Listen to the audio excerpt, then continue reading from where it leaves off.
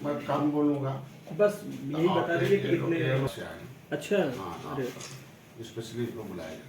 अरे वाह। कि चलो हमें लखनऊ रहना था, लेकिन अचानक यहाँ आ गए। हाँ, इधर आ गए तो यहीं वापस। नहीं, चलो लखनऊ छोड़ते नहीं तो उल्टा पुल्टा बयान देना पड़ता। ये बात तो है कि इस समय प्रजापति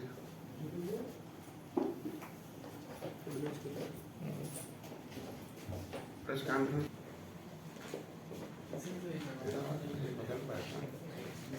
मंत्री जी, कई लोगों को आज पार्टी ज्वाइन करा रहे हैं, क्या आगे किस तरीके की रणनीति है और ये चुनाव में कितने मददगार साबित होंगे ये लोग जो पार्टी ज्वाइन कर रहे हैं? कि देखिए, लोकतंत्र में कहा गया कि the real god is voter in the democracy, और every problem solve by the political party in the democracy. मतलब तो सभी समस्याओं का समाधान राजनीतिक दल से ही संभव है। उसके लिए हमें दल को बल चाहिए, और बल के लिए हमें कार्यकर्ता चाहिए। कार्यकर्ताओं में युवा चाहिए, ताकतवर चाहिए, बुद्धिमान चाहिए, हर तरह से उसके पास शक्ति हो। उस शक्ति जो सामाजिक शक्ति है, चाहे जो भी शक्ति, उसे राजनीतिक शक्ति में परिवर्तित कर सकें, उसके लिए कार्यकर्ताओं पदाधिकारियों की ज़रूरत होती है।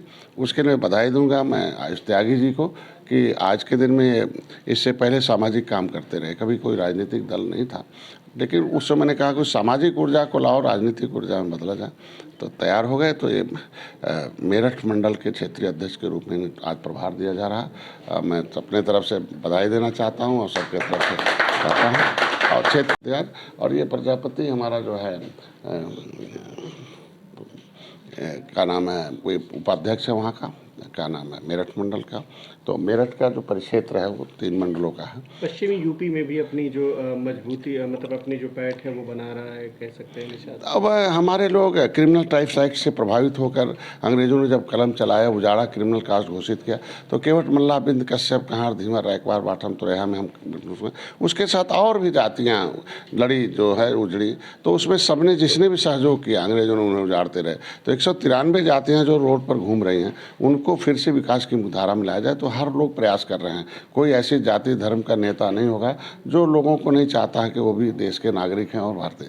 तो उसमें इन लोगों को अच्छा खासा पश्चिमी में, और दिल्ली का परिक्षेत्र है वो नज़दीक है, तो वो एक पॉलिटिकल वाइस क्षेत्र कहा जाता है। तो वहाँ पहले से भी हम खड़े थे, लेकिन अब और खड़े और मजबूत होकर हम चलेंगे।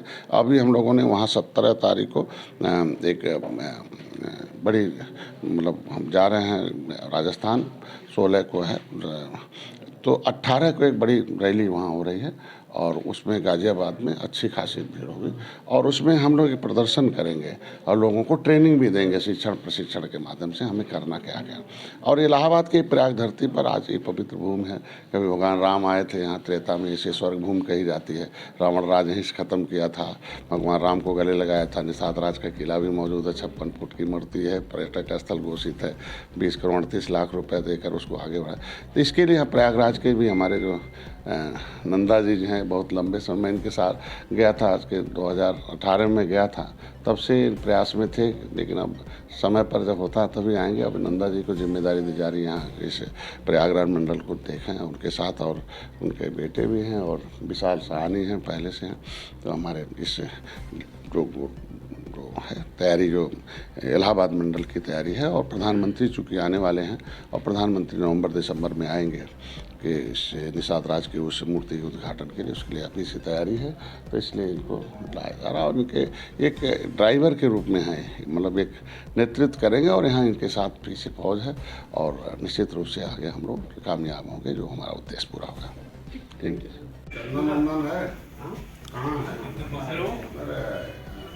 मैं देरी नहीं। हाँ जाइए।